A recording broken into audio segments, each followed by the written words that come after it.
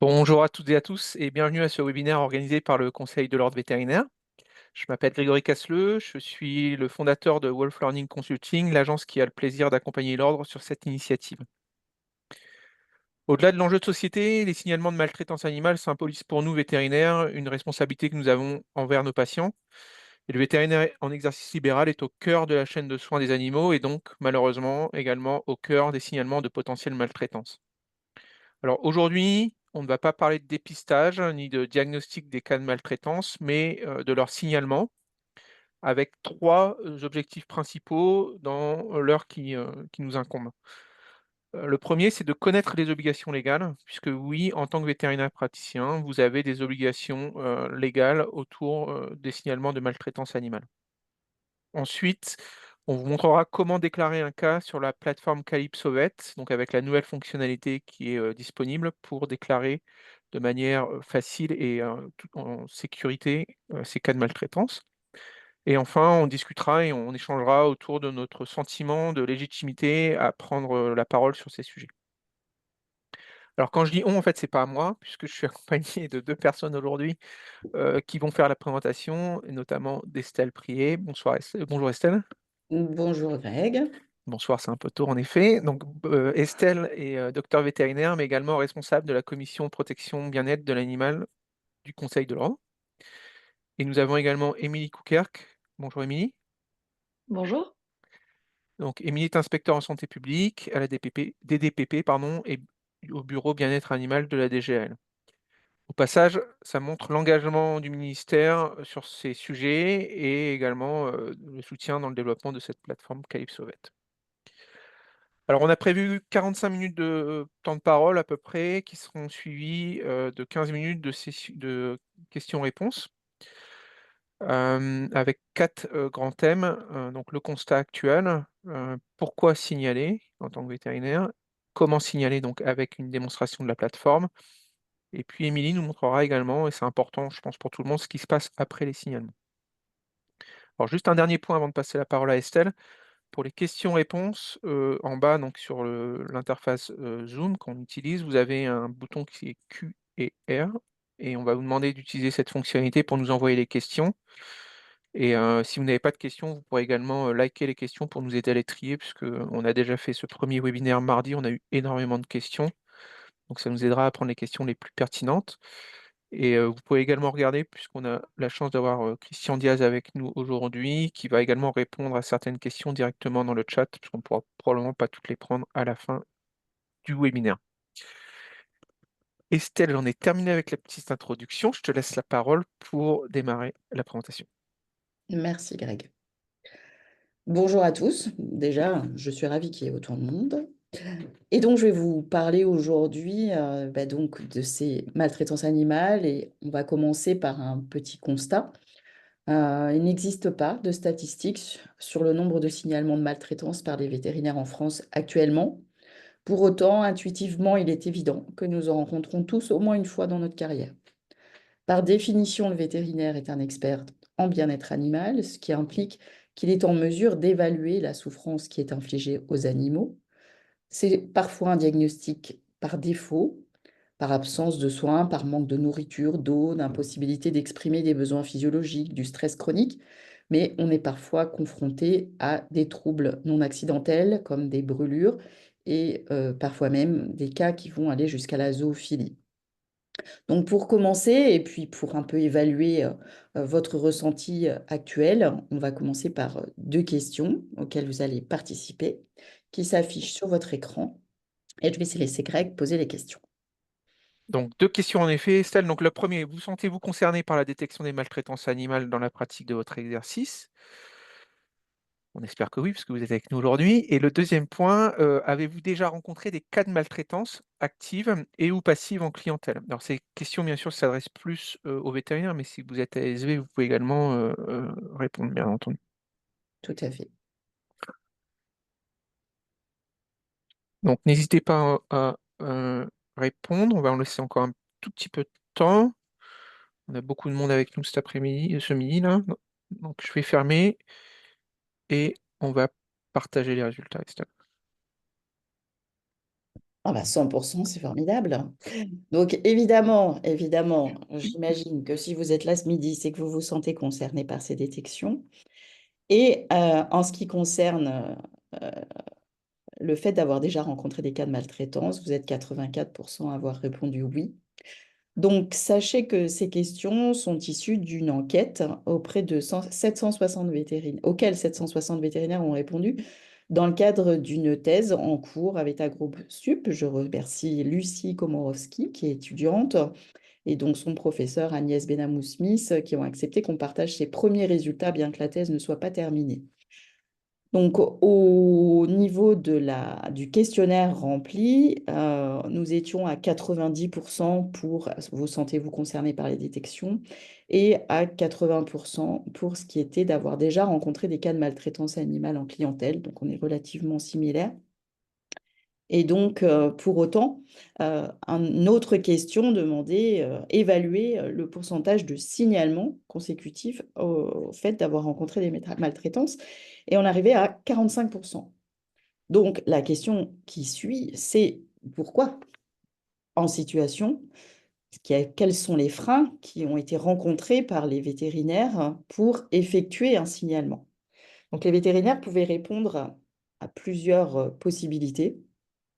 Donc, vous avez les résultats devant vous. Donc, la première qui sort, c'est je ne connaissais pas la démarche pour signaler. La deuxième, j'ai craint les conséquences pour moi et mon équipe. Et la troisième, j'ai craint les conséquences pour l'animal et ou son propriétaire. Vous avez sur cette diapo d'autres références que Greg va vous mettre dans le chat, hein, puisque je vous ai dit qu'il y avait assez peu d'éléments aujourd'hui en France. Donc, vous pouvez aller les consulter directement. Donc, on en ressort trois causes principales qui se superposent les unes aux autres. La méconnaissance de la démarche, la crainte des conséquences pour soi et son équipe, la crainte des conséquences pour l'animal et ou son propriétaire. Tous les éléments bibliographiques que je vous ai cités précédemment arrivent au même trio de tête. Ces freins au signalement font l'objet de peu de travaux, mais il ressort que c'est quand même les premières causes. Donc, la méconnaissance de la démarche du signalement, à qui? Les forces de l'ordre, une APA, la DDPP. Comment? Avec des photos, des autopsies, la rétention des animaux. Toujours se poser la question du factuel contre l'interprétation. Est-ce qu'on est amené à faire des constats? Qu'est-ce qui est important? Dans quel ordre? Voilà à peu près toutes les questions que se posent les vétérinaires lorsqu'ils sont confrontés à une maltraitance. La crainte des conséquences pour soi et de son équipe, ça c'est quelque chose de très important et c'est quelque chose qui m'est remonté très régulièrement. Des représailles par la personne qui a été capable d'être violente et donc peut aussi être violente avec l'équipe vétérinaire. C'est une mise en évidence de la perception intuitive du lien entre les différentes formes de violence, et ça, nous y reviendrons plus tard. La crainte des conséquences pour l'animal et ou son propriétaire, la crainte, elle concerne évidemment les représailles sur l'animal, voire l'élimination de l'animal, ou alors des défauts de soins, un animal qui disparaît, ou alors qui n'est plus jamais présenté en consultation. Donc, pour illustrer, je vais vous montrer deux cas. Minette en premier, qui est une petite chatte qui a été montrée en consultation. Voilà, Minette, en fait, elle est venue une première fois en consultation à 1 mois et demi. Le motif de consultation, c'était une chute du canapé. L'examen clinique avait révélé une tachnée, de l'apathie, des tremblements, de nombreux parasites internes, externes. La vétérinaire avait fait une radio, mais rien de flagrant à part quelques opacifications pulmonaires. La petite chatte était restée 24 heures en hospitalisation, était rentrée chez elle, sans qu'on ait vraiment compris ce qui lui était arrivé. Elle est revenue 15 jours après, donc ses propriétaires l'ont amenée en primo-vaccination, elle allait très bien, pas de problème. Et puis, 1 mois après, les propriétaires la ramènent dans l'état qui vous est présenté aujourd'hui avec les photos en urgence. Les propriétaires ont des explications décousues, parlent d'historique de boiterie, d'automédication, de paupières gonflées.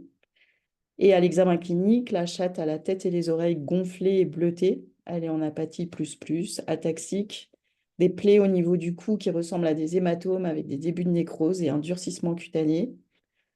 Donc la vétérinaire, face à ça, elle hospitalise. Donc elle fait une première radio, elle hospitalise et elle pose.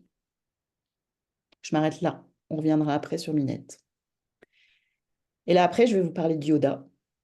Yoda, voilà, elle est amenée en consultation une semaine avant Noël, il y a à peine un an, pour euthanasie, à la demande du propriétaire, parce que c'est une chienne qui ne mange pas. Elle a 2 ans, il est désespéré, elle ne mange pas, elle fait 11,6 kg. Évidemment, vous voyez son état. Et la vétérinaire, elle ne se résout pas à euthanasier ce chien, elle la garde en hospitalisation et elle s'interroge beaucoup quand même. Comment est-ce que c'est possible que ce chien arrive dans cet état-là? Donc elle garde. Je vous dirai la suite après. Donc face à ces cas de maltraitance, plus ou moins avérés, mais en tout cas, il y a un souci. euh, Pourquoi est-ce que je dois déclarer? Est-ce que je dois déclarer? La première question, c'est pourquoi déclarer? Donc, pourquoi déclarer? Ça, je vais commencer là aussi par vous poser 2 petites questions.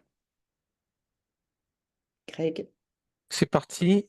On a deux questions donc, sur le contexte réglementaire, on va dire. La première, c'est depuis l'ordonnance de 2011, la loi oblige les vétérinaires titulaires de l'habilitation sanitaire à faire un signalement à la DPP en cas de danger grave pour l'homme et l'animal.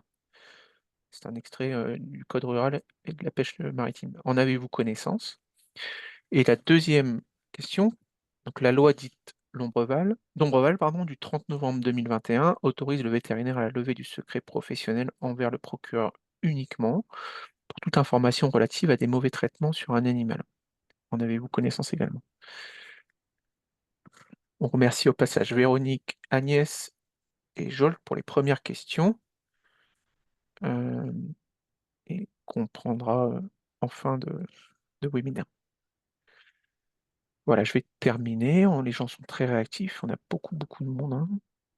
Donc, on va partager les résultats. Estelle, tu vois, c'est bon. merci Greg, je vois.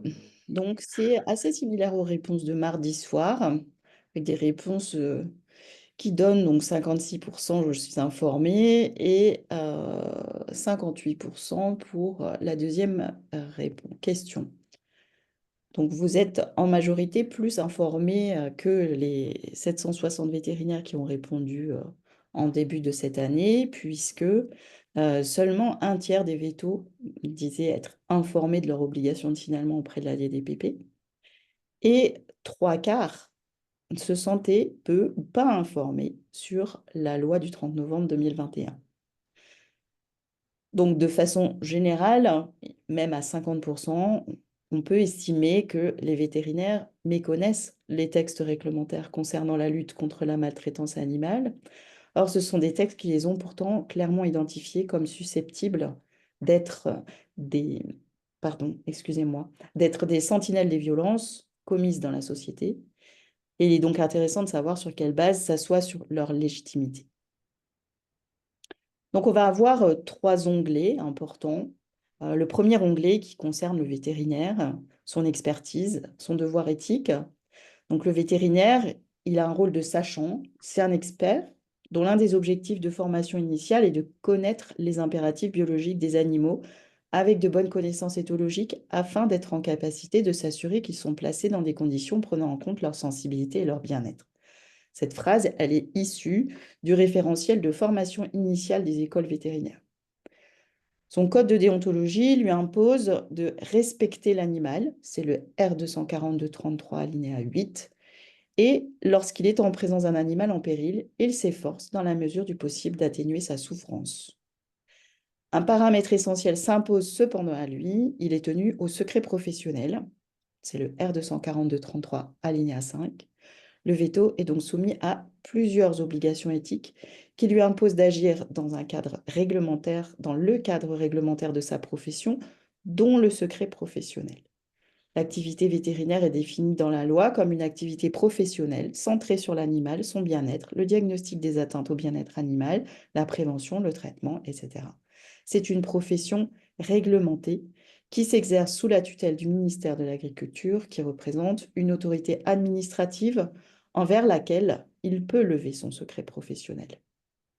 C'est l'objet du deuxième onglet, donc l'article L203.6 du Code rural et de la pêche maritime, qui est une disposition législative qui permet de lever le secret professionnel et permet le rôle de sentinelle. Il dispose que les vétérinaires sanitaires, donc titulaires d'une habilitation sanitaire, informent sans délai l'autorité administrative des manquements à la réglementation relative à la santé publique vétérinaire qu'ils constatent dans les lieux au sein desquels ils exercent leur mission, si ces manquements sont susceptibles de présenter un danger grave pour les personnes ou les animaux.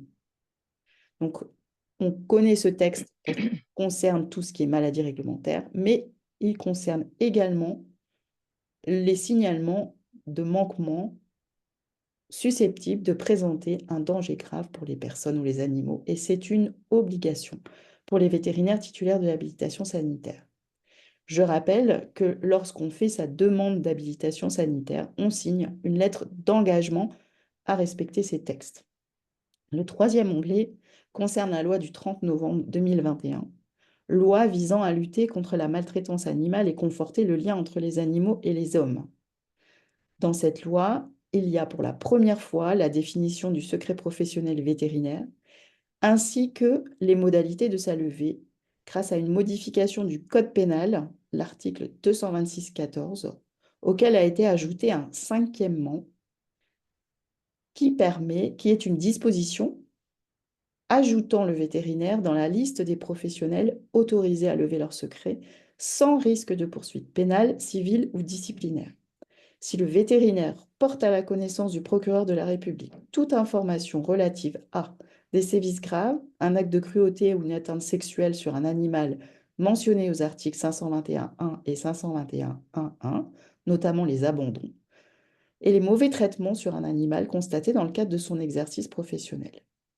Cet article du Code pénal est le même que celui qui permet au personnel soignant de lever le secret professionnel en médecine humaine en cas de maltraitance des personnes vulnérables. Mais au-delà des obligations réglementaires et déontologiques, le signalement des maltraitances animales contribue à donner du sens à l'engagement quotidien des vétérinaires envers les animaux, même si ce n'est pas toujours facile à porter, comme ont pu en témoigner récemment certaines consoeurs. Effectivement, le titre de ce webinaire, c'est signaler facilement. Ce qui va être facile, c'est de remplir le formulaire. Faire un signalement, ça n'est jamais facile. Pour autant, la mise en avant récente du rôle du vétérinaire dans la révélation des violences plus générales concernant le foyer où il vit apporte une dimension supplémentaire à ces signalements qui peuvent alerter plus largement du danger sur les personnes vulnérables, dont les enfants. Il est essentiel de distinguer le cas de maltraitance en élevage. Pour autant, pardon, excusez-moi, je tiens quand même à souligner qu'il est essentiel de distinguer le cas des maltraitances en élevage, qui sont quasiment systématiquement associées à une détresse sociale et qui est aujourd'hui beaucoup plus régulièrement accompagnée que sanctionnée. Et là, je tiens à faire cette précision parce que les vétérinaires expriment très régulièrement des problèmes de culpabilité vis-à-vis de ces signalements, mais Émilie Coucard vous reparlera de cela ensuite. Donc, au-delà de l'obligation légale, évidemment, ce qui va nous toucher, c'est l'empathie pour l'animal. C'est aussi un sentiment de fierté associé à un courage qui est nécessaire. C'est une expression de la concrétisation de sa vocation et c'est aussi une contribution positive à la société. Il existe aujourd'hui des cellules départementales de prévention des maltraitances et c'est rentré dans la notion, le concept une seule violence, à savoir une violence qui est partagée au sein du foyer et appliquée aussi bien aux animaux qu'aux personnes au sein de ce foyer. Je continue avec mes cas réels, donc de Yoda et Minette.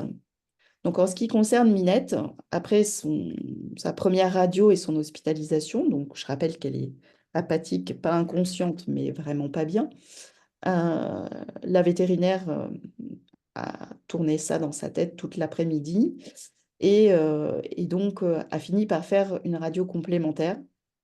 Et en ce qui concerne Yoda, de la même façon, la vétérinaire a testé pour essayer de renforcer sa suspicion.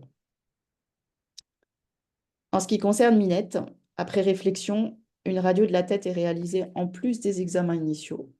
Et donc, la vétérinaire détecte 2 fractures, une de l'os frontal et une d'un zygomatique. Évidemment, c'est un peu compliqué de se faire ça tout seul quand on est un chaton de 3 mois. Et elle demande des explications aux propriétaires qui ne comprennent pas. Elle vit en appartement. Mais à force de leur exprimer ses doutes, ils finissent par reconnaître qu'ils l'avaient peut-être un peu chahuté. Dans ce cas-là, la vétérinaire a appelé le référent bien-être ordinal pour la gestion du cas dans le respect des réglementations et pour l'efficacité. J'aurai l'occasion de vous reparler des référents bien-être animal ordinaux après. Et en ce qui concerne Yoda, eh ben, je vais vous montrer un petit film, puisque évidemment, le motif d'euthanasie, c'est anorexie persistante. Et donc, hop, je vais essayer de faire marcher cette vidéo. J'espère que ça marche. Voilà. Non, ça... La première chose qui est faite et qui lui est proposée, c'est quelque chose à manger. Et elle mange. Donc là aussi, la vétérinaire a appelé son responsable BEA ordinal parce qu'elle ne savait pas trop par quel bout le prendre. Et elle en a discuté. Donc, lorsqu'on n'a plus vraiment de doute, et surtout beaucoup d'éléments en faveur d'une forte suspicion, comme une énième consultation un peu bizarre notée dans le dossier de l'animal, ou alors un animal bien malchanceux. On a vu chaton avec une brûlure oculaire bilatérale, déjà on avait trouvé ça surprenant quand même. Et puis qu'on revoit pour la castration qui est devenu un tigre fou furieux qu'on ne peut plus approcher et qu'on vous ramène à 9 mois dans un sac pour l'incinérer, docteur, parce qu'on l'a trouvé au milieu du jardin, il a dû se faire renverser par une voiture, et que la vétérinaire, quand même, vivant avec son doute, fait une radio et s'aperçoit que le chat est polyfracturé, mais polyfracturé les pattes et pas que les pattes, et que le chat n'a pas pu revenir tout seul au milieu du jardin. Dans ces cas-là, à qui s'adresser, comment agir, et surtout comment déclarer. Donc aujourd'hui, l'un des objectifs de ce webinaire, c'est de vous présenter un formulaire qui a été mis en ligne cet été sur la plateforme Calypsovet pour faciliter ce signalement. Alors, Calypsovet a un accès qui est aujourd'hui à destination des vétérinaires en exercice inscrits à l'ordre et titulaires d'une habilitation sanitaire, puisque cette déclaration va se faire dans le cadre de l'application du L203.6 et donc de l'habilitation sanitaire. Donc c'est pour ça que ne soyez pas surpris pour ceux qui ne sont pas dans cette situation-là, comme éventuellement les enseignants-chercheurs, les ASV, ou voilà, vous ne pourrez pas accéder à Calypsovet, mais ce n'est pas le seul moyen de signaler. Avant toute chose, avant de commencer à remplir un formulaire de signalement, il est essentiel de partager ses doutes et la charge émotionnelle à laquelle on peut être confronté. Au sein de l'équipe vétérinaire, certainement, mais attention aux fuites, donc de préférence sous le sceau de la confidentialité s'il n'y a que des suspicions. Le référent bien-être ordinal est présent dans toutes les régions, il y en a même 2 à 3 par région. Les coordonnées sont disponibles au Conseil régional de l'ordre ou vous pouvez également envoyer un mail qui est envoyé sur une adresse générique qui figure sur le site vétérinaire.fr. Vous pouvez lui exposer la situation sans dévoiler l'identité des personnes concernées et discuter des différentes possibilités d'action. Donc, depuis cet été, Calypsovet met à disposition de tous les vétérinaires ce formulaire de signalement en ligne. Il a l'avantage de faciliter le signalement, de faire en sorte que ce soit rapide dans vos journées déjà chargées et que ce soit adressé au bon interlocuteur, c'est-à-dire à la DDPP concernée. Ce formulaire en ligne, c'est également l'opportunité de quantifier les signalements effectués par les vétérinaires et d'obtenir des indicateurs mesurables d'année en année. Je précise que l'envoi est confidentiel, je vais y revenir. Donc, pour aller sur Calypsovet, vous tapez calypsovet.fr, vous allez avoir le lien, je crois, dans le chat, et vous vous identifiez via le SAS ordinal qui est le même que lorsque vous connaissez iCAD, par exemple. Et vous allez arriver dans un environnement qui est un espace personnel. Là, je vous ai mis le mien en exemple. Et sur cet espace personnel, vous avez différents petits onglets, dont celui avec la patte ici, qui concerne les signalements sanitaires. Donc aujourd'hui, le seul signalement sanitaire qui existe avec un formulaire en ligne, c'est le formulaire de signalement des maltraitances animales. Vous cliquez sur effectuer une déclaration. Vous allez arriver à une première page, donc dans cette interface qui, je le rappelle, est personnelle et confidentielle, où vous allez renseigner évidemment la date où vous avez constaté les faits, et puis vous avez la possibilité également de choisir, lorsque vous travaillez dans plusieurs domiciles professionnels d'exercice, de choisir celui dans lequel vous avez constaté les faits. Et enfin, en bas, vous avez le rappel de ce que je vous ai mentionné avec la loi du 30 novembre 2021, la possibilité de faire un signalement en parallèle au procureur. Donc, je précise bien en parallèle, c'est-à-dire que même si vous avez la possibilité de faire un signalement au procureur, vous êtes toujours obligé de faire un signalement également à la DDPP. Mais cet onglet ici vous permet d'informer la DDPP que vous avez en parallèle fait un signalement au procureur.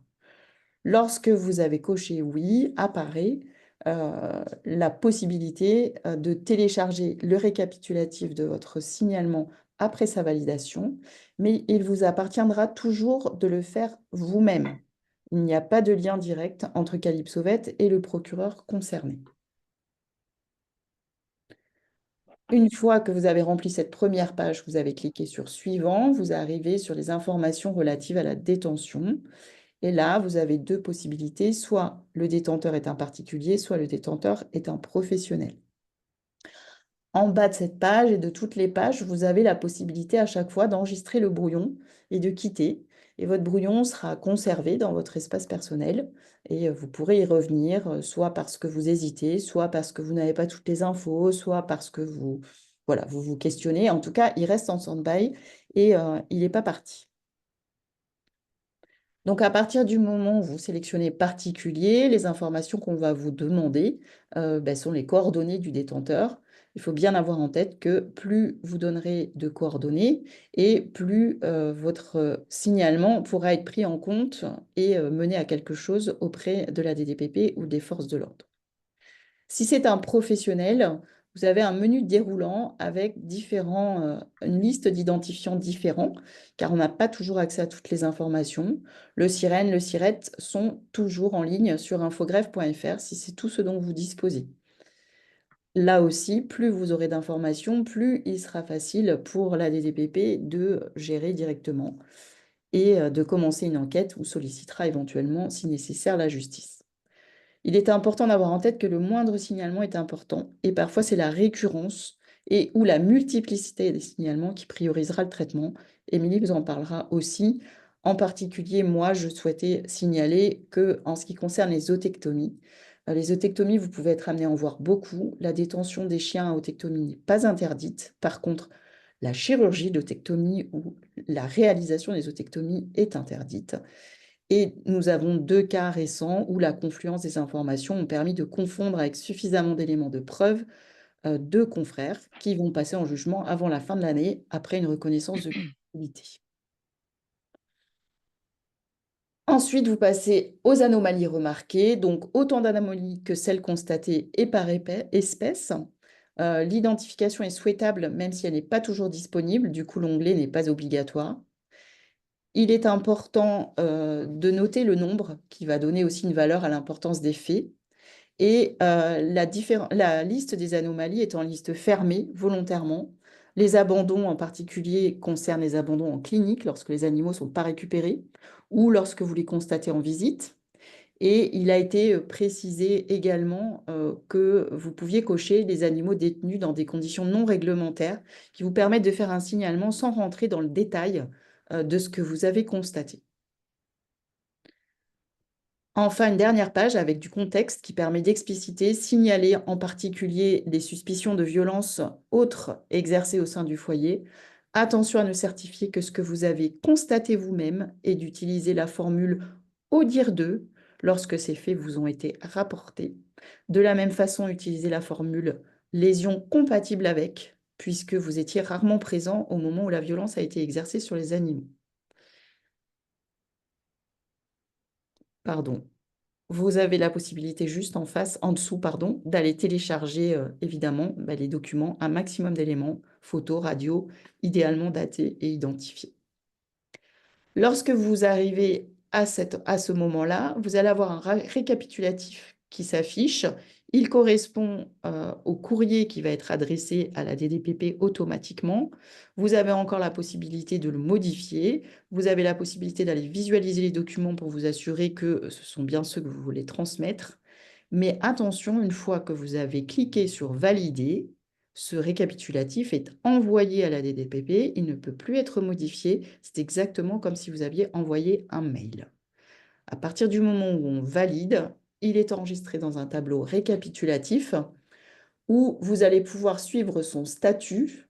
Donc le statut, c'est la dernière colonne qui est ici, avec donc le nouveau, en cours de traitement et signalement traité. C'est la ligne d'interface que vous allez avoir avec la DDPP où vous saurez si le signalement a été pris en compte. Ça vous permet, parce que c'est quelque chose qui revient très régulièrement, de ne pas avoir de suite sur des signalements envoyés. Là, vous aurez l'information en fait du traitement de votre signalement. Les deux petits boutons sur le côté vous permettent de revisualiser votre signalement et ici de télécharger votre signalement et les pièces jointes que vous avez téléchargées dans un dossier zip que vous pouvez joindre par mail directement à l'intention des procureurs. Sachez que seules les personnes habilitées au niveau de la DDPP peuvent changer le statut et donc ce n'est pas parce que comment dire, quelqu'un a ouvert le dossier que le statut va changer. C'est vraiment lié à une action volontaire. Donc la DDPP est informée par un mail qu'un signalement vétérinaire est arrivé dans Calypso-Vet. Donc j'espère vous avoir démontré que le rôle du vétérinaire, c'est d'être une sentinelle et que c'est le travail des services de l'État, la DDPP et la justice, d'établir les faits, de les porter à la connaissance d'un juge pour qu'une décision soit rendue. Le vétérinaire doit être en possession d'éléments factuels, plus ou moins confortés par les dires des personnes venues en consultation et les transmettre. Il n'est pas présent au moment des actes de violence, il ne peut que mentionner des lésions compatibles avec, ce qui constitue déjà un acte fort de certification. Il documente par des radios, photos, vidéos, examens complémentaires ses suspicions. Il peut également s'appuyer sur l'historique du dossier médical. Une fois les informations transmises à la DDPP, plus ou moins au procureur, le rôle de sentinelle du vétérinaire est terminé. Il pourra éventuellement être entendu comme témoin, le cas échéant, mais le secret des investigations est systématique et ne sera donc pas tenu au courant des suites données à son signalement. Cet outil Calypso-Vet, on espère avoir des données fiables sur le nombre de signalements véto et en perspective, il est souhaitable que nous puissions en extraire des statistiques sur les suites qui leur seront données. Donc, je vais passer la parole à Madame Émilie Coucard, qui est inspecteur en santé publique et référente maltraitance à la DGAL, et qui a pris le temps de venir exposer ce qui peut se passer ensuite. Merci Estelle. Bonjour à tous. Donc effectivement, moi je vais vous exposer un peu ce qui se passe après. Donc on reçoit un mail sur une adresse institutionnelle euh, pour nous donner une alerte sur le fait que vous souhaitez signaler une maltraitance. Ce que je voulais partager avec vous, c'est qu'il existe des conventions ministérielles, interministérielles, qui va différencier le traitement des signalements qui concernent les particuliers ou les professionnels. Donc il a été acté qu'aujourd'hui, les particuliers étaient traités par les forces de l'ordre et les professionnels restaient à la charge des DDPP, ce qui permet de répartir les missions et, je l'espère, puisque c'est encore très récent, de pouvoir monter en puissance sur le traitement des signalements. Cette transmission, même si vous faites le signalement en DDPP, est faite par le service de la DDPP. Là encore, très récemment, j'ai une vétérinaire qui m'a fait un signalement, alors pas via la plateforme Calypso, puisque comme vous l'a dit Estelle, hein, le mail et le téléphone fonctionnent toujours autant. Donc, il n'y a aucun souci pour que vous puissiez contacter les services vétérinaires autrement que par la plateforme Calypso. Et donc, le signalement a été directement transmis au parquet, puis aux forces de l'ordre. Et donc, l'enquête est en train de se dérouler. Ça, c'est la première chose que je voulais vous dire. Quand on reçoit le signalement, la première chose qu'on va faire, c'est de vérifier qu'il y a des éléments probants et factuels dans le signalement que vous allez établir, puisque quand on va déclencher une procédure, qu'elle soit administrative ou judiciaire, on est souvent amené à se rendre au domicile de la personne concernée par la maltraitance. Et donc, on a besoin d'avoir des autorisations particulières qui sont délivrées par ce qu'on appelle un juge des libertés de la détention, qui va nous autoriser à entrer dans le domicile. Sans ces éléments probants et factuels, le juge ne nous laisse pas entrer dans la structure, enfin dans la partie à usage d'habitation. Et vous vous en doutez tous, quand il s'agit de carnivores domestiques, on a 99% des situations qui se déroulent dans un domicile. Par ailleurs, comme Estelle vous l'a indiqué, quelquefois, même si vous faites un signalement qui vous paraît pas assez étayé ou vous n'avez pas assez d'éléments probants, puisque en première consultation, quelquefois, on n'a pas tout de suite la possibilité de se dire qu'on est face à une situation de maltraitance, n'hésitez tout de même pas à nous faire un signalement, que ce soit par la plateforme Calypso ou par un autre moyen, puisque on va pouvoir appuyer auprès d'un juge quand on a une récurrence des signalements à l'encontre de la même personne. En ce qui concerne les animaux de rente, comme Estelle vous l'a précisé, on est effectivement dans une démarche qui va être beaucoup plus une démarche d'accompagnement plutôt qu'une démarche de répression, puisque on est effectivement confronté systématiquement, c'est dans 99% des cas sur les animaux de rente, à une misère humaine qui est hyper importante. Et donc, notre premier levier, ça va être l'accompagnement. Et bien sûr, si l'accompagnement ne fonctionne pas, puisque des fois on est face à des échecs, donc, on a des comités qui sont mis en place. On n'est pas seul à la DDPP à intervenir, puisque nous, on va intervenir pour le volet animal, mais on est équipé de personnes dont c'est le métier, notamment de psychologues qui vont accompagner les éleveurs pour essayer de résoudre la situation, soit en remettant l'éleveur à flot, soit en l'incitant à vendre et à se reconvertir pour qu'il cesse son activité d'élevage.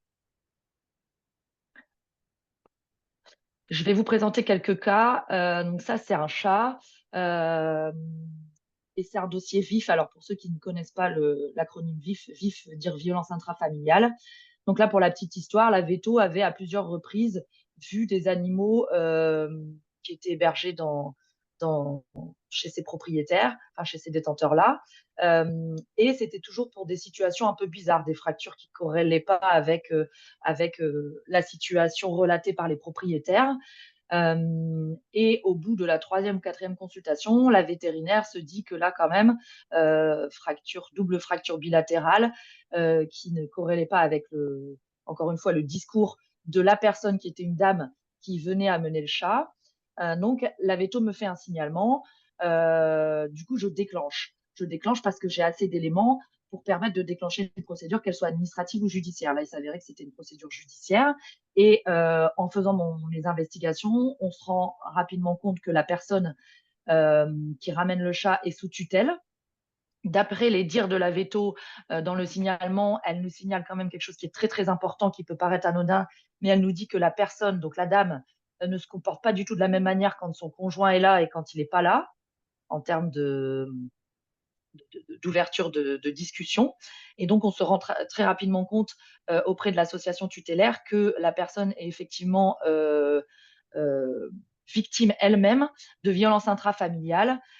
Et donc, dans le cadre de l'enquête, on va se rendre compte que le monsieur fracassait régulièrement les animaux du foyer, puisque c'était les seuls individus pour la dame auquel elle arrivait à avoir une relation de réconfort, on va dire. Et donc, il usait de violence sur les animaux pour avoir un impact psychologique sur son épouse. Donc là, l'issue de ce dossier, ça a été que la cession des animaux a été faite à l'amiable, puisque la dame a accepté de céder volontairement les animaux. Et nous, on a fait parallèlement au volet animaux une procédure judiciaire à l'encontre du mari de la dame pour sévices graves, et on a alerté les services compétents au sujet des violences intrafamiliales pour qu'une procédure soit enclenchée. Et là, au même titre que vous, puisque je sais que c'est une question récurrente et je comprends tout à fait cette frustration, nous ne sommes pas au courant des suites données par les services de police en ce qui concerne les violences intrafamiliales, puisque ça sort de notre champ de compétences et qu'on n'a pas à être tenu informé des suites d'une enquête judiciaire. Donc ça, c'est le premier cas que je voulais vous présenter. Estelle vous a parlé un petit peu des otectomies. Alors en effet, je voulais insister sur ce cas-là qui est très intéressant en termes de signalement, puisque moi, j'ai reçu moult signalements pendant plusieurs années de vétérinaires qui imaginaient certainement que leur signalement ne servait à rien, mais pas du tout, puisque ces signalements sont remontés au niveau national pour établir un réseau, puisqu'on sait très bien que pour pouvoir euh, poursuivre quelqu'un en justice, c'est pas un cas, en tout cas sur les octectomies, qui va nous permettre de pouvoir, à l'audience, asseoir le fait que c'était pas une erreur. Alors ça va vous faire sourire, mais je vous assure que quand vous êtes devant un tribunal, il faut que ça soit la personne qui engage la procédure qui monte patte blanche, et c'est pas l'inverse. Et donc du coup, là, tous les signalements que les vétos m'ont fait à l'unité, en me disant, mais aujourd'hui j'ai reçu un chiot, il y avait les oreilles coupées, voici ses papiers. Tout ça, j'ai gardé ces signalements-là que j'ai renvoyés à la brigade nationale et ça a permis de mettre en cause, alors là, pour le coup, c'était des vétérinaires, mais on a également un autre dossier qui met en cause une personne qui fait des coupes d'oreilles qui n'est pas vétérinaire dans dans des conditions d'insalubrité, d'hygiène catastrophiques et qu'on va réussir, je pense, à faire couler grâce à tous les signalements qu'on a reçus à l'unité. Donc ça, c'est le deuxième cas. Le troisième cas, c'était une vétérinaire, donc la vétérinaire sanitaire qui se rend sur l'élevage et qui constate à gauche des bovins qui sont, comme vous pouvez le constater, dans des conditions de détention qui ne satisfont pas aux besoins physiologiques des animaux. Donc cette vétérinaire nous alerte de souvenir, c'était par mail, avant que la plateforme Calypso existe. On se rend sur place. Effectivement, on constate un troupeau en déshérence avec des conditions de détention qui ne sont pas correctes. Euh, Néanmoins, les soins étaient toujours faits, etc. Enfin voilà, le veto était appelé régulièrement quand même pour qu'il y ait une continuité de soins. Au vu de la situation dans laquelle se trouvait l'éleveur, il a été fait le choix par nos services d'imposer à l'éleveur de remettre ses animaux en pâturage, puisque cela était envisageable sur ce dossier-là, et de lui laisser une chance. Donc là, pour la petite histoire, effectivement, la personne a reçu une mise en demeure pour remettre en ordre les conditions de détention de ces animaux. Et lors du recontrôle, donc avec une cellule d'accompagnement qui a été mise en place avec différents interlocuteurs comme la MSA, et lors du recontrôle par nos services, on s'est rendu compte que les conditions de détention des animaux hébergés en bâtiment n'étaient toujours pas satisfaisantes. Donc, on a basculé sur une procédure judiciaire qui est toujours en cours de traitement. Donc, je ne peux pas vous donner les résultats pour le coup, mais on n'est pas resté sans, sans effet alors que nos mesures administratives n'avaient pas été respectées. Ah, ça, c'est bizarre. Ça, c'est Bon. le cas où tu m'as dit que la vétérinaire, tu as retrouvé quelqu'un au bout de 5 ans. Ah oui, tu avais mis ça, d'accord, j'ai pas regardé en fait. Il n'y a pas de photo. D'accord. Alors ça, c'est un cas superbe. J'ai pas de photo. Alors, j'ai pas de photo parce que j'en avais pas, déjà d'une, et parce que le dossier est toujours en cours. Donc ça, c'est une vétérinaire qui m'appelle un jour en se disant que c'est quand même bizarre ce qu'elle voit en consultation. Bon, elle m'appelle pour me dire qu'elle a une éleveuse un peu bizarre qui lui ramène des chiots dans un sac de jute. Bon, ok. Alors effectivement, le signalement au démarrage, ça peut paraître un peu léger, mais quand je lui demande le nom de la dame, de l'éleveuse, avec des gros guillemets, qui lui ramène ses chiots, en réalité, c'était une éleveuse que j'avais dans le collimateur depuis 2018 pour du trafic de chiens et de chevaux et que j'avais perdu de vue. Donc, c'est une personne qui a déjà été condamnée plusieurs fois et qui est très connue de nos services au niveau national. Et grâce à l'appel de la veto, qui était peut-être pour elle au départ un petit peu ubuesque, puisqu'elle m'appelle juste pour me dire qu'il y a des chiots dans un sac de jute. J'ai réussi à retrouver la trace de cette éleveuse et on a réussi à monter un dossier superbe, multi-département, et on a réussi à faire cesser son activité. Donc, en plus de ce signalement, je tiens quand même à souligner que la veto, qui est dans le public, donc c'est l'occasion pour la remercier, a œuvré vraiment de manière intense pour qu'on puisse garder la trace de cette éleveuse et qu'on puisse mettre en place des techniques d'enquête judiciaire qui nécessitaient la complicité avec nos services, bien sûr, de la veto pour qu'on puisse avoir la trace de cette éleveuse en temps réel quasiment pour pouvoir notamment poser des balisages, etc., sur les véhicules et avoir des éléments qui nous permettent de la confronter à la justice. Donc, je remercie encore une fois cette vétérinaire qui se reconnaîtra sans aucun doute. Voilà. Et alors ça, donc pour la petite histoire, ça c'est un chien de chez moi, encore une veto de chez Bah, moi. c'est Yoda, hein, c'est celle qu'on a C'est vue. Yoda, voilà. Donc Yoda, effectivement, la veto qui reçoit ce chien en consultation m'appelle pour me dire, Madame Foucault, que j'ai un truc bizarre là quand même. Donc il avait été acté ensemble. euh, on, on laisse passer un peu de temps pour voir un peu comment la chienne récupérait pour être sûr qu'il n'y avait pas une pathologie qui pouvait expliquer effectivement cet état de cachexie. Parce que sur la photo, elle est belle, là, je vous assure, en vrai, elle était encore plus moche que ça. Pour voir un peu comment la chienne récupérait avec une alimentation classique, etc. Enfin, une alimentation classique avec, en tout cas, un régime alimentaire adapté.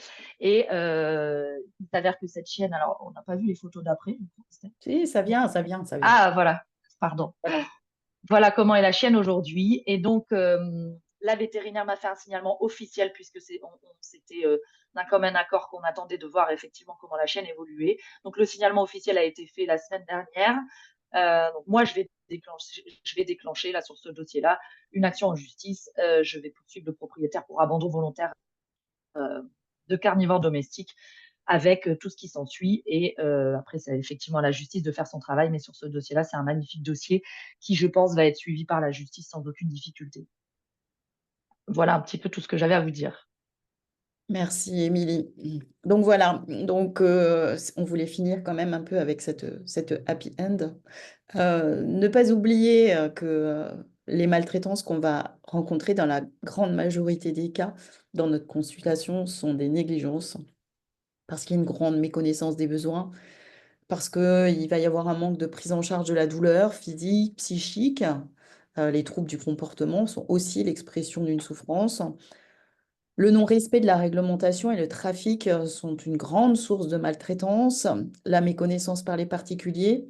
Et donc, le vétérinaire a au quotidien un rôle en termes de vigilance dans la certification et le respect de la réglementation, en ce qui concerne, par exemple, ne serait-ce que l'identification, les certificats de cession, les passeports, les demandes d'importation, les visites d'adoption et puis les otectomies qu'on voit passer. Donc, ce sont des choses qui vont être beaucoup plus courantes par rapport aux gros cas qu'on vous a présentés aujourd'hui. Mais sachez qu'à chaque fois que vous signez, vous validez, vous certifiez et vous donnez un blanc-seing à quelqu'un qui peut-être fait un trafic. Donc, soyez attentifs dans ces notions-là de respect de la réglementation parce que leur non-respect contribue au trafic et contribue donc à une maltraitance qui a une envergure importante. Donc, on tenait quand même à terminer sur cette happy end pour Yoda, mais happy end comme pour de nombreux animaux qui sont sauvés tous les jours par les vétos, qu'ils ne crient pas forcément sur les toits, mais qui pour autant doivent être fiers de leur expertise et de leur légitimité et vivre avec la pudeur de leur générosité. Merci à tous. Merci beaucoup Estelle, Émilie, pour cette présentation à deux voix et illustrée par des cas pratiques. Et, et merci à tous pour toutes les questions. On va passer à la session questions-réponses. Comme je l'ai mis dans le chat, Christian et Marc travaillent ardemment euh, pour répondre aux questions. Donc merci Christian et Marc pour ça. Donc on va prendre les questions qui restent, qui ont été sélectionnées. La première, d'ailleurs, on l'a eu mardi, on n'a pas eu le temps d'y répondre. Donc, c'est concernant le syndrome de Noé. Donc, est-ce que ça rentre dans le cadre de maltraitance? Donc, les animaux sont bien soignés médicalement, vaccinés, suivis, stérilisés, mais la multiplication des animaux est à l'origine de conditions de vie insalubres. Mm. Sans aucun problème. Voilà. On traite D'accord. des dossiers comme ça tous les jours, où on retire des animaux qui sont effectivement soignés par le vétérinaire. Ça pose déjà, enfin, ça nous pose effectivement toujours quelques difficultés juridiques, mais on est suivi par les magistrats sur ces dossiers-là, où on arrive à argumenter que les conditions de vie étant insalubres, les besoins physiologiques des animaux ne peuvent pas être respectés, malgré le fait qu'ils soient potentiellement nourris, soignés correctement. C'est des dossiers qu'on traite très régulièrement. Ce qui rend complexe la tâche, c'est effectivement le manque de place dans les associations de protection animale, un sujet sur lequel on travaille au niveau national aussi. Hein. Mais effectivement, quand on a un syndrome de Noé avec 90 chats, vous imaginez que c'est toujours un peu compliqué, que ça prenne un peu de temps, mais c'est des sujets effectivement Alors très régulièrement. pour l'aspect vétérinaire ou en tout cas mise en évidence de la maltraitance, clairement, effectivement, sont des animaux qui sont souvent amenés en consultation, mais en fait pas tous. Et il y a en général un problème qui va bloquer rapidement, c'est au niveau financier pour la régulation de la reproduction.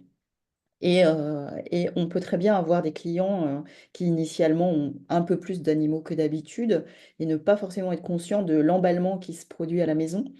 Mais pour autant, il y a deux, trois, enfin, il y a des signes en consultation qui permettent de savoir que finalement, il y a peut-être beaucoup plus d'animaux qu'on imagine.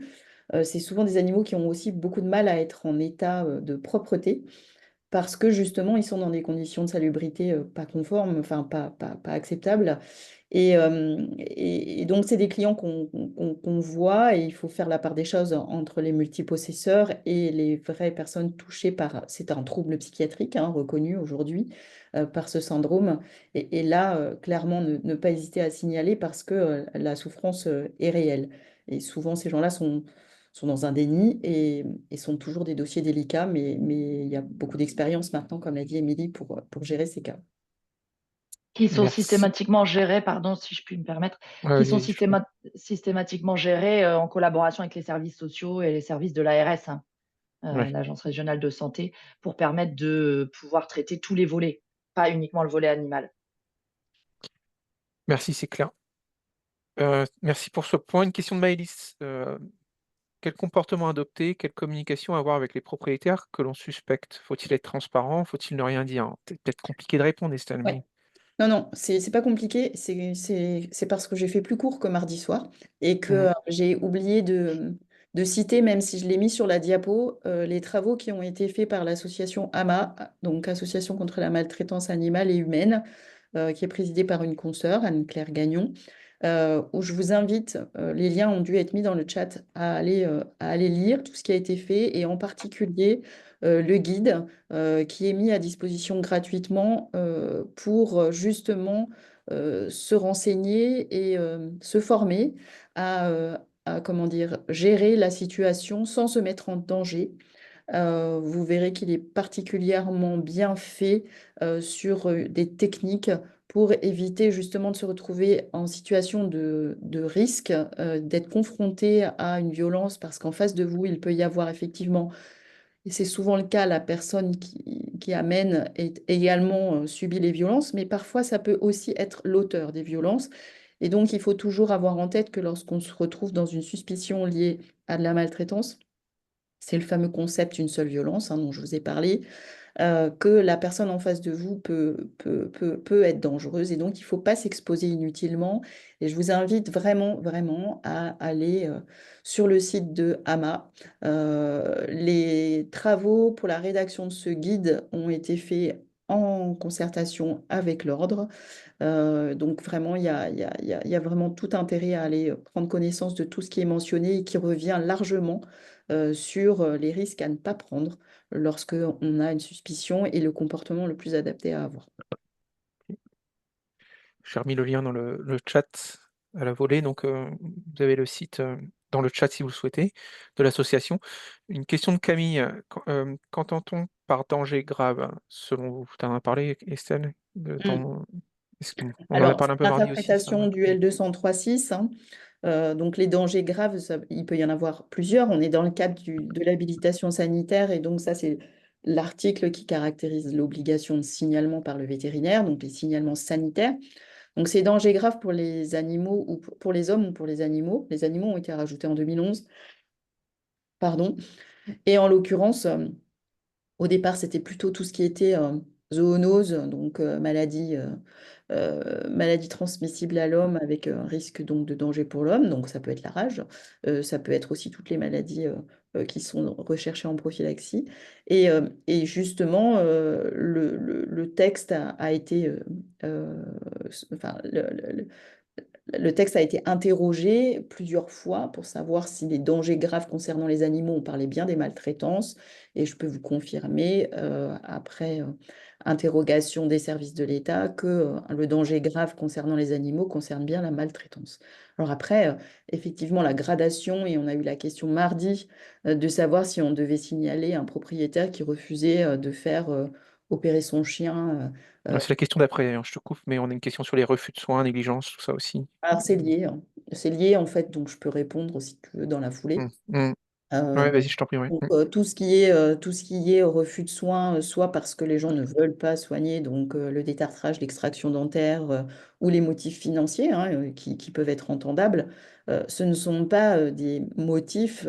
Enfin, c'est au vétérinaire d'évaluer si le comportement du propriétaire est volontaire avec une intention, soit de ne pas faire pour faire souffrir ou pas. Il est impossible et non concevable d'aller signaler tous les chats qui font plus de 12 kilos, d'aller signaler tous les propriétaires qui vous disent qu'ils vont pas faire opérer leur chien de 15 ans parce que là, budgétairement, ça va pas être possible.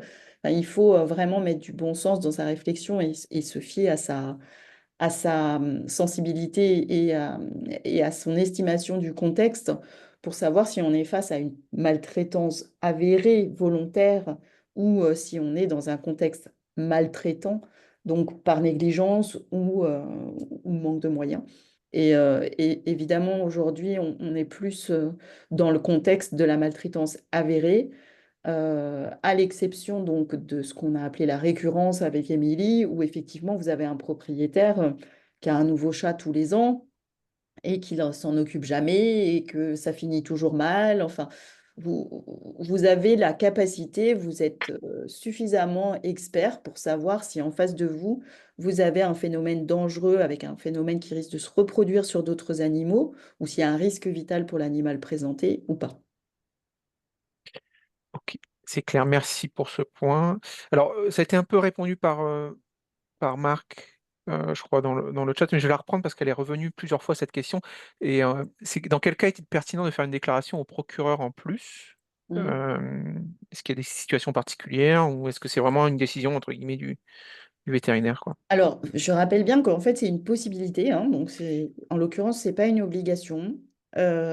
Aujourd'hui, c'est nouveau, ça date de 2021. Et clairement, ça a été identifié plutôt pour des situations graves. Donc, on est plutôt sur les sévices, les actes de cruauté, des choses qui peuvent, comment dire, faire suspecter une forme de perversité.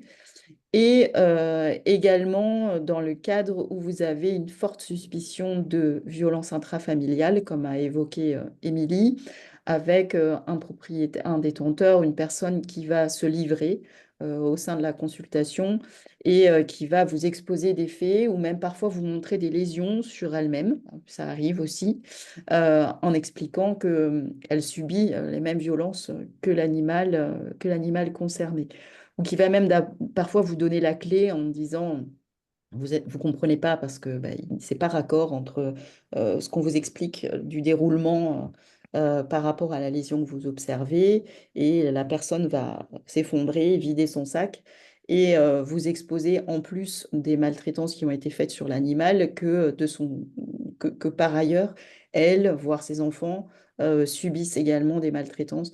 Ça fait partie vraiment des signaux rouges où, certes, évidemment, transmission à la DDPP, Émilie vous a dit, ce sera transmis par ailleurs, mais où ça semble quand même pertinent d'appuyer le signalement des DPP par un signalement au procureur. Ok, Et sur des choses plutôt, voilà, plutôt graves pour les conséquences sur les personnes vulnérables au sein du foyer ou sur des faits vraiment graves de perversion, d'intention clairement identifiable de volonté de faire souffrir, quoi, hein. On est sur des gens qui ont un petit problème de fonctionnement cérébral. ok. Donc, on a convenu qu'on allait dépasser peut-être de 5 minutes pour pouvoir vous laisser retourner quand même en consultation pendant un sandwich entre deux. Vous n'avez pas pris le sandwich en nous écoutant. On va continuer avec quelques questions. Il y a pas mal de questions qui sont autour bon, du cas d'Yoda, où finalement la chaîne a été adoptée par le vétérinaire. Et puis je vais la Oui. regrouper avec une autre question aussi sur est-ce que le vétérinaire peut garder en hospitalisation des chiens dont il a Oui, une suspicion pour alors les ça c'est protéger, important. quoi. Hmm. C'est important, effectivement. Alors, clairement, ça se pratique. Le vétérinaire garde l'animal, fait signer un papier d'abandon au propriétaire et puis se débrouille pour lui trouver une issue plus heureuse. Aujourd'hui, enfin, c'est juste légalement pas conforme.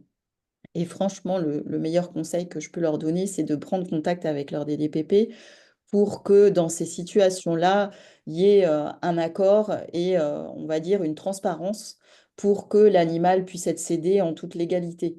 Puisque aujourd'hui, le vétérinaire, la clinique vétérinaire n'est pas autorisée à céder des animaux, hein. C'est pas une animalerie qui soit en bon état ou en mauvais. Et donc, en l'occurrence, comme dans le cas des animaux qui sont abandonnés, c'est-à-dire que les propriétaires viennent jamais les chercher, en fait, hein, ils les ont laissés et puis ils reviennent pas. Bon, bah, on en connaît énormément comme ça qui sont devenus mascottes ou le chat de l'ASV, voire du veto. Euh, Protégez-vous en passant un petit coup de téléphone ou en faisant un signalement pour que vous puissiez parfaitement légalement céder cet animal. On a eu un cas comme ça d'animal qui a été hospitalisé, gardé, les propriétaires sont jamais revenus. Le pronostic était assez sombre et puis finalement le chat a été adopté par l'ASV. Et puis l'ASV a perdu le chat et elle a mis des annonces partout dans la ville parce qu'elle avait perdu son chat. Et l'ancien propriétaire a reconnu son chat et a attaqué la clinique vétérinaire parce qu'ils avaient dit qu'ils allaient l'euthanasier et en fait ils l'ont gardé. Donc ne faites pas ça, enfin ne faites pas ça.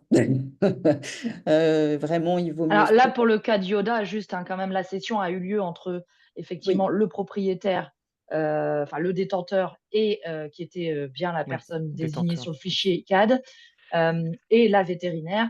Et il s'avère que la vétérinaire l'a gardé pour elle. Donc ouais.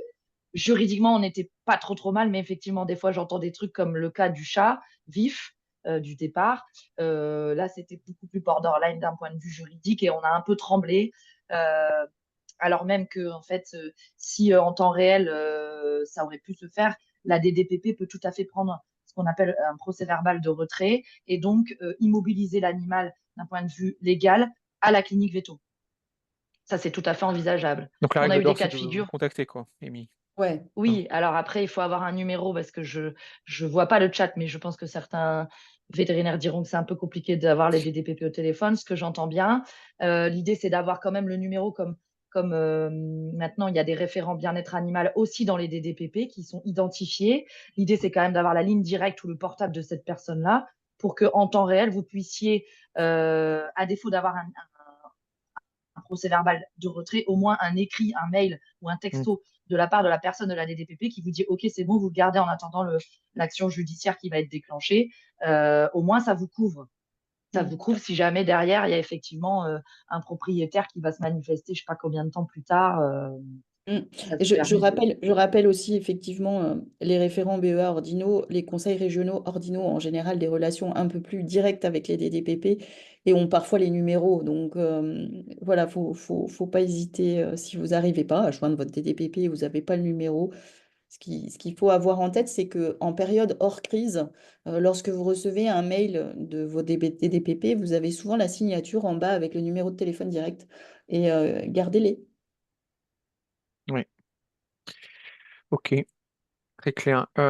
Question très pratique de Julie. Peut-on signaler une suspicion concernant un élevage quand on ne voit que les chiots vendus avec leurs nouveaux propriétaires qui, eux, s'en occupent bien, mais que ces chiots arrivent non en